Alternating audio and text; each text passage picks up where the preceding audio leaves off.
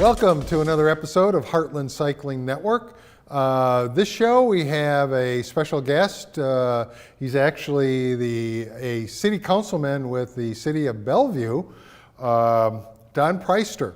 And I want to just introduce Don to you, and we're going to talk a little bit about bike share and biking. So Don, sort of let me know a little bit about yourself and like how long have you been involved in City of Bellevue and your role, and then how you've expanded it with Green Bellevue. You could tell us a little bit about that as well. Good. Well, thank you, Jeff. It's nice to be here. Thank you for the invitation, and to your viewers, I hope it's informative for you. I've been on the Bellevue City Council for 13 years now. Prior to that, I was a state senator for 16 years, so have some experience in writing policy, and did some things at the state level and now at the city level where I can help. One of the things you mentioned was the bike share station, and so we have been able to set that up at Twin Creek, at the trailhead on the Big Papio Creek. And with the hotel right there, it seems a very good location for it. With it is also the Fix-It station, which we've had a lot of requests for from Bellevue Bicycle Club and other riders. And it was fun going there to do some weeding in the rain garden that we also have right next to that area, and it catches the rainwater. And after this last storm, it did a very good job catching that and protecting that area. So while I was weeding that, I noticed there was a father, his daughter, and his son over at the Fix-It station. Okay. So I went over and snapped a picture, and we put that on our 411 Bellevue City page too, because people have been renting the bikes and using the bikes. I know I was through there just the other day riding with a friend, and we noticed some people. There's actually, like 10 stations, or enough for 10 bikes there? Or there's enough for 10, and currently there are 8, so we could put 2 more in. There weren't 10 bikes. I don't think there were 8 bikes there. In fact, I saw a couple of people getting the bikes and and riding off with it. And I think all the bikes that are down there, or that were down there, were e-bikes, if I'm not mistaken. So I mean, if you're talking about riding and you say, well, I don't know if I can ride, and it might be too much for us, the distance or the up and downs. Hey, an e-bike takes a lot of that and levels that off for you. I mean, you just have a wonderful experience, and it's a great way to get out on the trails and enjoy the area. I mean, it's just a gorgeous area and trails. And I know you recently had a dedication of the B-Cycle station. We did dedicate it. Ceremonial ribbon cutting, or in this case, riding. Yeah. And so we got a chance to ride the bikes, and you're right, it's a whole new experience riding an electric bike. I've only done it a few times. I'm old school, and I don't even have the 10-speed. I'm still the 3-speed or the single speed that I've always ridden. But the e-bikes you get on, and they just cruise. Yeah. And on the trails, it's pretty level anyway. So if you're going to ride the Papio Trail, it's not difficult. But this just gives you a lot longer range. Yeah, they are pedal assist, which means that you still have to pedal. But when you get into an area where it's a little uphill, or you need a little more oomph to keep up with some people, that's when the motor will kick in and help you along. Up to 20 miles an hour, that's the limit on those bikes, if I'm not mistaken. I believe so. Yeah, so very good. So nice. What motivates you about cycling? I've always been interested in health and fitness. I've always been interested in the environment. This is an area where they merge. You can get out into nature on some of the trails and parks and outdoor settings. You can get physical activity, fresh air, and exercise. So I like that component of it. Because I'm concerned about the environment, I also don't want to be adding carbon. So I drive an electric car or ride a bicycle, and for 10 years I didn't own a car. My means of transportation to go to work, to go to school, to get groceries, everything I did was on a bicycle. Okay. Well, one thing that you should probably also know about the B-Cycle station with their e-bikes is that they are charged via solar panels. So their solar electricity is actually, solar power is recharging those batteries in those bikes. And the nice thing about those is that you can pick up the bike at that one station and take it to another station and drop it off if you wanted to. And that is a great feature because there are 2 stations in Papillion. We're hoping to get another 1 or 2 in Bellevue. And so if people want to pick one up at the hotel, ride it down into Omaha to one of the stations, and there are many of them in Omaha, and then you feel like getting a ride or you're meeting somebody, you don't have to bring it back. Right. You can leave it at one of the other docking stations, and there it sits. Yeah. And somebody else makes sure that there are bikes moved around so that every docking station has approximately their established amount. Yeah, if you did an internet search for B-Cycle Omaha or Heartland B-Cycle, I think you'll find the links to their maps for the locations for all their bikes and their stations, and then also a way for you to sign up so that you can, basically pay. I mean, it's a rental for those bikes, but it is really a neat deal. One of the things that's neat about it is somebody who's never experienced an electric bike has a chance to rent one, to go out and try it, to see what they like, and if they are interested, possibly in buying one. Yeah.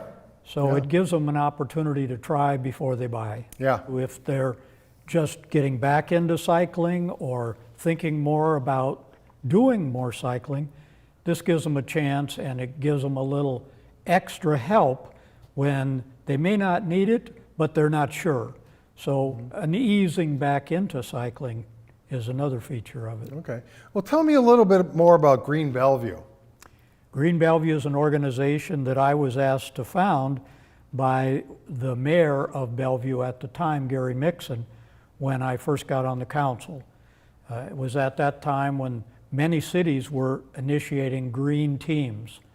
And because Gary knew that I was interested in the environment, he asked me if I would, and I immediately said yes, asked people that I knew in Bellevue what they thought of the idea.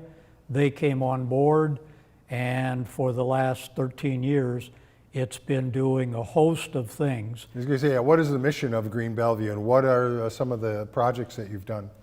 Green Bellevue's mission is to bring people together to be able to improve the environment and the quality of life. So we plant rain gardens. We got the grant to do the one at the trailhead. Mm-hmm. We plant pollinator gardens.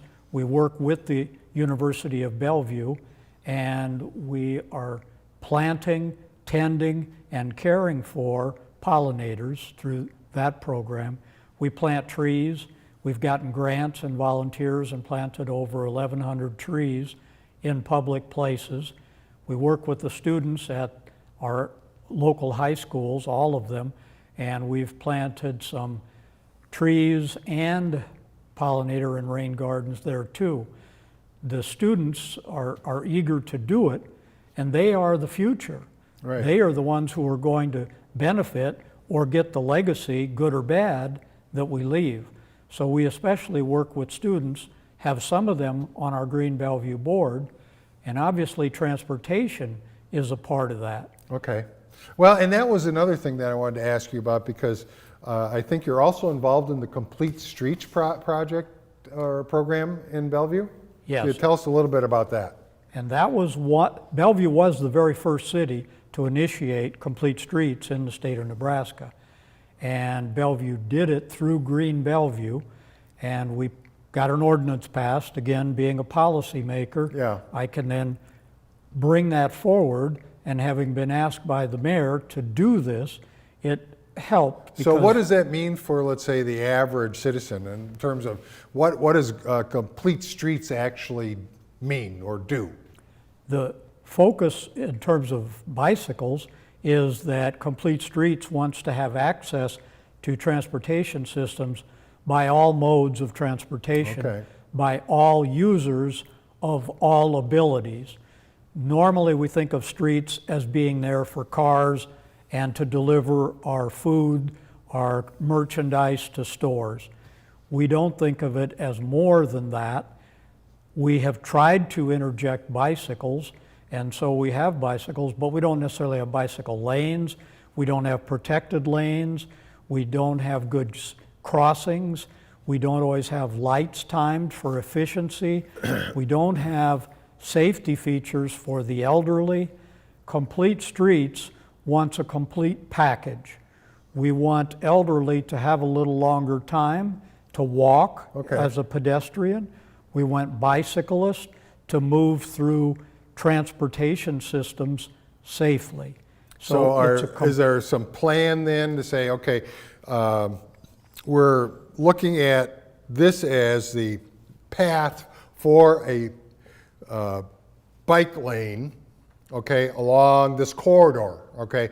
And it would be, let's say, on a road or next to a road or what have you. But let's say, okay, we don't have the funds now, but this is the plan. This is what we're going to do. And then let's say you're going to do some road construction there. You could actually incorporate your bike program and your path, because it's bike walking. It's not just for cyclists. Of course, I'm into cycling, so I do walk too, but cycling is the main mode of transportation that I enjoy the most. Right. And the Complete Streets ordinance provides for that kind of development. So when a new street is going in, when a development is going in, they are required to have trail access and bicycle access. And a normal sidewalk in Bellevue, the code calls for 5 feet, but a sidewalk trail is 8 feet. I was going to say, So okay. you have a wider access that is now a requirement in the code. So once I'm gone, the policy is still there. Yeah. And the benefit of implementing policy Yeah. is that as the planning department and the street department carries out these efforts, it's put right into all of those new developments. Yeah, and I think that's really the great thing is when you're, planning something out, and then when the opportunity arises, you actually are implementing, let's say, the wider path for people to ride and walk on. And the benefit to that is not only to the riders, the benefit is to other users who may use the trail, but to the taxpayers. Because trying to go in after the fact, after the road's built, after a sidewalk is in, and then put in a bicycle trail or connectivity between other trails is going to cost a lot more money.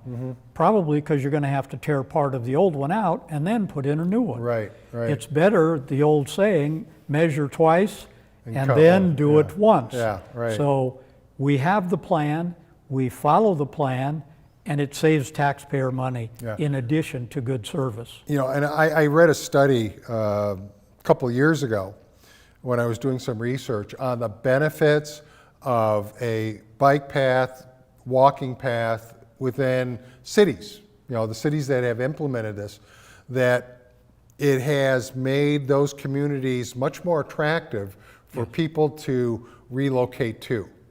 So I think that's a benefit, especially maybe younger generations, younger people moving in, because they do have that opportunity to be able to take and ride on a path. I know for myself, I live in Southwest Omaha, and I live close to a path.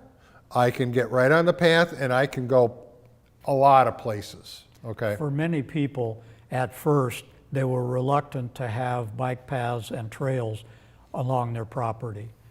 But as you point out, and as studies have shown, property values are enhanced. There you go. Not hurt. Yeah. So trails and access to recreation and quality of life is extremely important. People move into Bellevue because we have a forest, we have trees, we have wildlife, we have nature, and we have access either through the trails or the bike paths to get out into that nature. Yeah. So all of those things enhance the quality of life, which is an enhancement to the property valuation and the value. So it's benefiting all around. Yeah. And I know one of the major trails that's in that area happens to go around Offutt Air Force Base. Yeah. And right now, that's still under construction from the 2019 floods. I mean, when they get it finished, it will be done right. It'll be really nice, but it's taking a long time. Yeah, So. it is. It would be nice if it were done sooner and faster, but there are other things.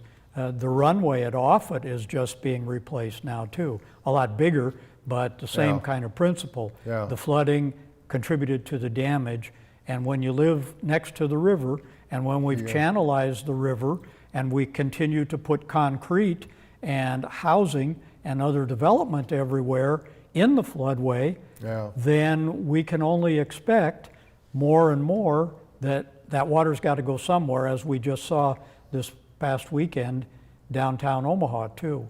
Yeah. So we need to work with nature, and I think complete streets and good planning works more with the elements rather than trying to fight them.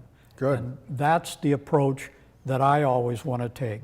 Plan in advance, bring people together where there are issues or concerns, and then find workable solutions. Is there a resource, let's say like on the City of Bellevue's website for complete streets, that people could go to find out more about what's going on in that area, or not really? We did have a complete streets website, but we haven't maintained it. We were doing a lot of outreach to the public for the first probably 5 years that we had it, getting feedback, seeing where people wanted connectivity between the bicycle trails, working on safety features on the streets.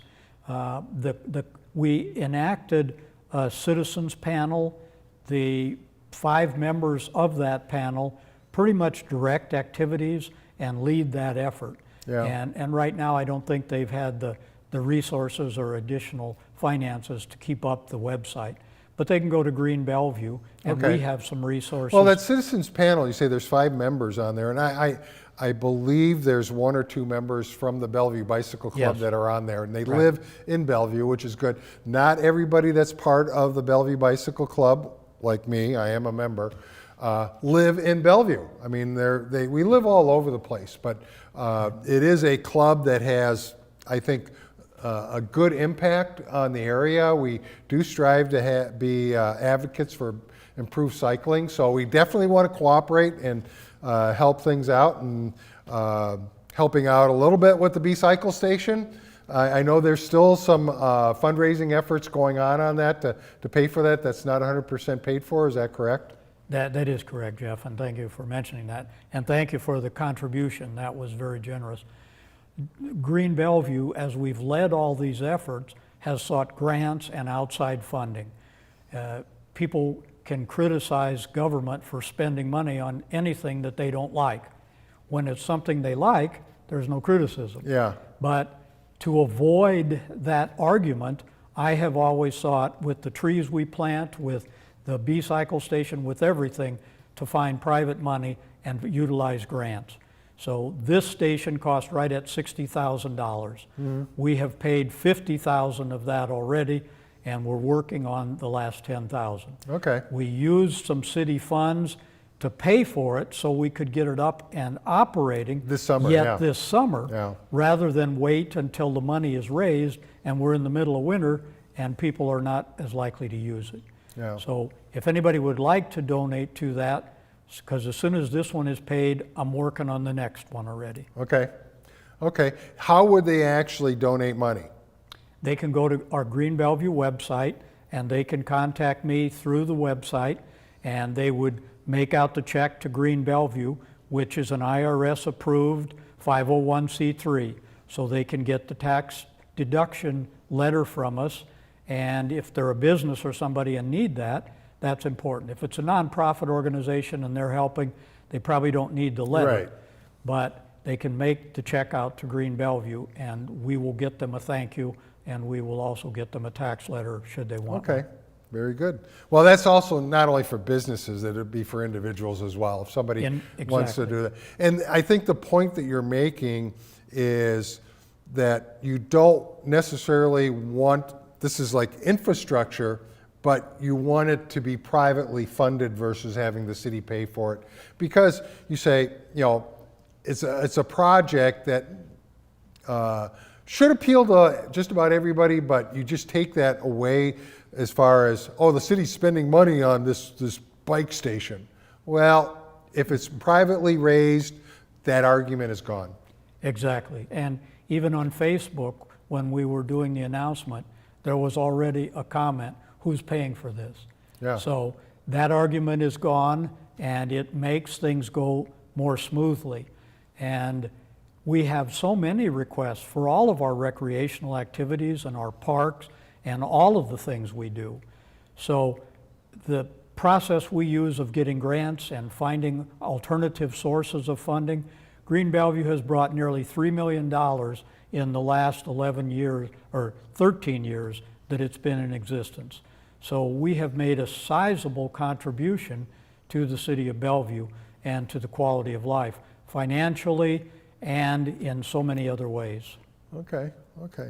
So what are some of the other things that are coming up in the, let's say, city of Bellevue that involve cycling that you'd like to discuss?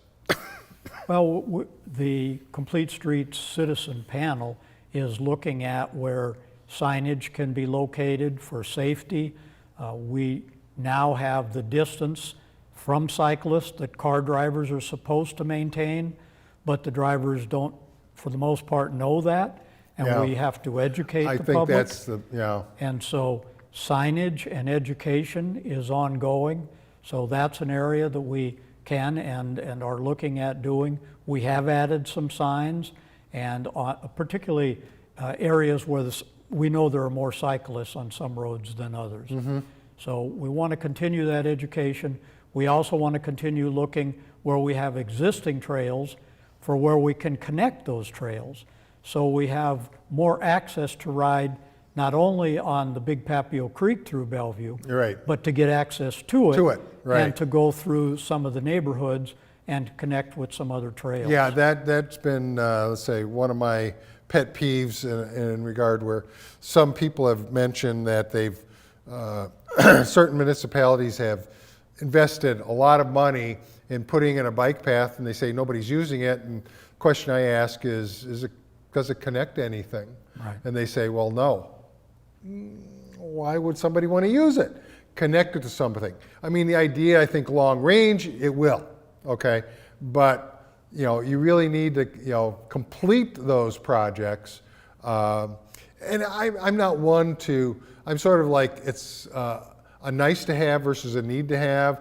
I like to say that when the opportunity arises and that you can take and devote some funds to actually enhance this overall project, do that. But like you said, you don't want to take and rip up a sidewalk just to put in a wider sidewalk if, that's the project. I mean, because that's like, you're spending money and, it's not really the best use of the taxpayers' money. And we work closely with the Papio Missouri River NRD, and the NRD is doing another ribbon cutting of another new trail that they're doing. It's not in Bellevue, but it's in Sarpy County, and they have just done one about 2 weeks ago. So we've got the South Omaha Trail connecting. It's such a wise use of those old rail lines that have been abandoned, and so identifying where those are, working with the NRD, who has some additional resource, right, and we can leverage those resources with the users, with the NRD, with the cities, with Green Bellevue, with other groups. Yeah. So putting those groups together and working on that connectivity and access is very key. Yeah, very, very good.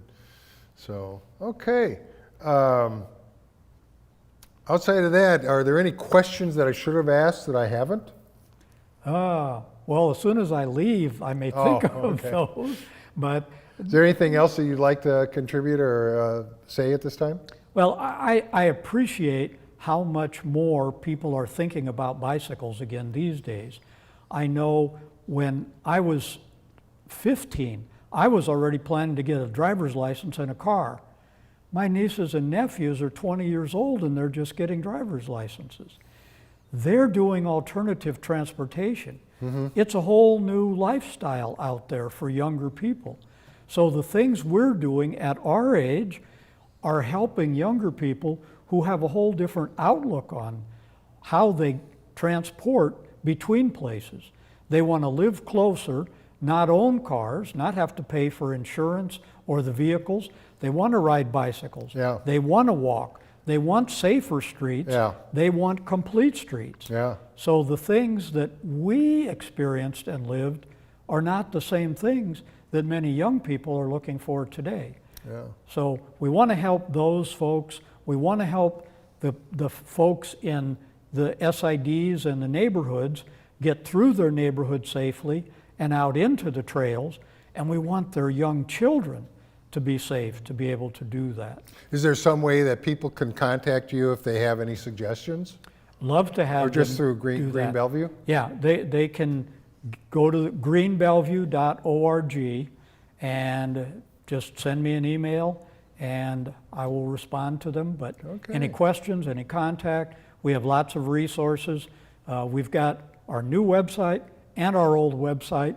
We're transitioning right now. Okay. But both of them will link and get information to me, and I'll be happy to respond. Okay, very good. Well, that's a wrap for this particular episode of Heartland Cycling Network, and I just want to remind everybody to pedal on.